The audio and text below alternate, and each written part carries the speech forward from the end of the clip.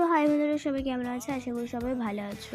তো আগের ভিডিওতে তোমাদের সঙ্গে শেয়ার করেছিলাম এই গাছটি বসানোর ভিডিও কি তোমরা চাও, তাহলে কমেন্টে জানিও। কিন্তু তোমরা তো আর কোনো কমেন্টই করলে না, তাই আমি কিন্তু নিজে থেকেই গাছটি বসানোর ভিডিও তোমাদের সঙ্গে শেয়ার করছি। তার জন্য কিন্তু আমি এখানে একটা মাটির টব ব্যবহার করেছি, আর গোলাপ গাছের জন্য কিন্তু মাটির টবটাই বেটার। আর মাটি তৈরি করেছি সামান্য ঝুড়ো মাটি ও তার সঙ্গে কিছু পরিমাত্রায় গোবর সার ব্যবহার করেছি। তোমরা চাইলে রাসায়নিক সারটাও ব্যবহার করতে পারো, কিন্তু আমার ছাদ বাগানের গাছগুলো কি আমি তেমন রাসায়নিক সার ব্যবহার করি না। তাই কিন্তু গাছটা কিন্তু অনেক সতেজ হয় আর ফলনও কিন্তু বেশ ভালো হয়। আর তোমরা যারা নার্সারি থেকে গাছ কেনো তারা হয়তো অনেকেই জানো যে গাছটি যেই মাটিতে বসানো থাকে সেই মাটির কোয়ালিটিটা কতটা বাজে হয়, এত শক্ত হয় গাছটি, কীভাবে ওখানে বেড়ে উঠলো এই মাটিতে, এটাই কিন্তু ভাবার বিষয় হয়ে যায়। আর তোমরা যারা আমার চ্যানেলে নতুন আছো অবশ্যই চ্যানেলটি সাবস্ক্রাইব করে নিও। আর হ্যাঁ, আমাকে একটু সাপোর্ট করো যাতে আমি একটু সামনে এগিয়ে যেতে পারি।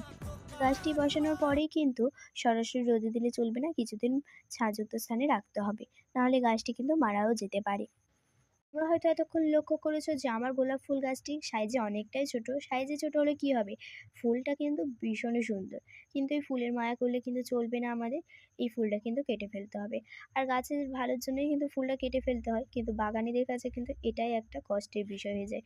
আমি এখন এডিট করতে বসেছি, এখনই আমার মনে হচ্ছে যে কেন ফুলটা কাটলাম, না কাটলেই ভালো হতো। গাছটা ক টাকা দাম নিয়েছে সেটা তোমরা গেস করো, দেখি কার উত্তরটা ঠিক হয়। যার উত্তরটা ঠিক হবে তার কিন্তু পরবর্তীকালে আমি তার নাম নেব।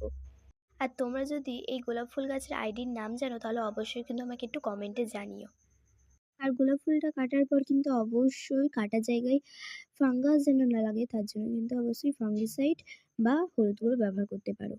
আচ্ছা, যেহেতু কোনো ফাঙ্গিসাইড ছিল না তাই কিন্তু আমি এখানে হলুদ গুঁড়োই ব্যবহার করেছি, নাহলে কিন্তু ফাঙ্গাস লাগার ভয় আছে আবার।